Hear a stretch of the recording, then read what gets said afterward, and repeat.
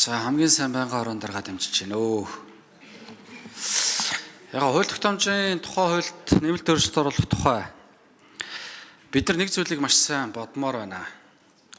Энэ хариуцлагагүй зудтай холбоотой асуудал яалтчих واخгүй байна. Энэ төрийн албан агчдыг яаж хууль уншиж сургадیں۔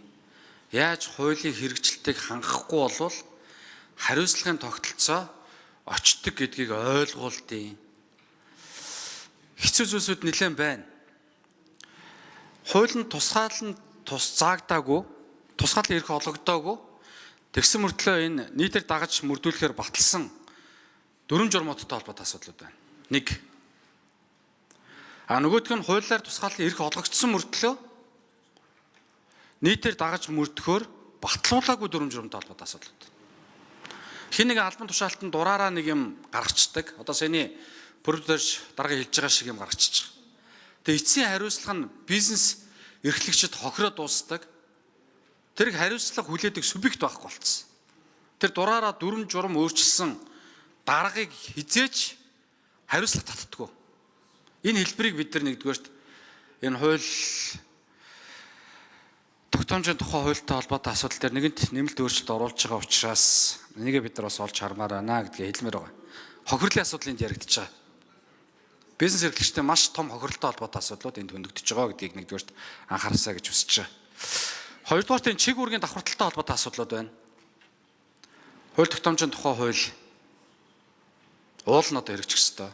Гэтэл одоо бид нар харж шít үндэсний хороо, үндэсний зөвлөл, үндэсний комисс 50 гаруй байгууллага бий болцсон. Эрчим хүчихэд саяны дулаан сахилгаан станц 3-тай холбоотой асуудал. Эрчим хүчний яам, эрчим хүчний зохицуулах хороо, эрчим хүчний үндэсний хороо, эрчис Монгол. Одоо ингээд чиг үүргийн хувьд энэ чинь одоо бүр давхартал нь бүр өстой замаа алдчихсан. Тэгээ ингээд харахаар энэ чиг үүргийн давхарталтай холбоотой асуудлуудаа бид нар энэ хууль тогтоомжийн тухай хуулиараа шийдвэрлэх шаардлагатай юм шиг харагдчих. Бид нэр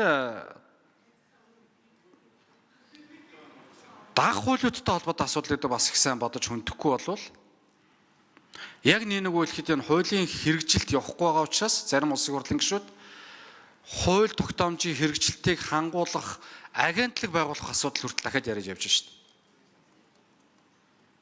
Тэр чинь тухайн холбогдох байгууллагууд нь ажлаа хийхгүй байна л гэсэн үг. Тэгэхээр бид нэр хууль уншдаг дарга нартай болмоор байна. Хуулиа мэддэг дарга нартай болмоор байна. Хуулийг хэрэгжүүлэхгүй болвол өөрөө дураараа өөрчлөх юм бол хариуцлага хүлээдэг тогтолцоотой болно.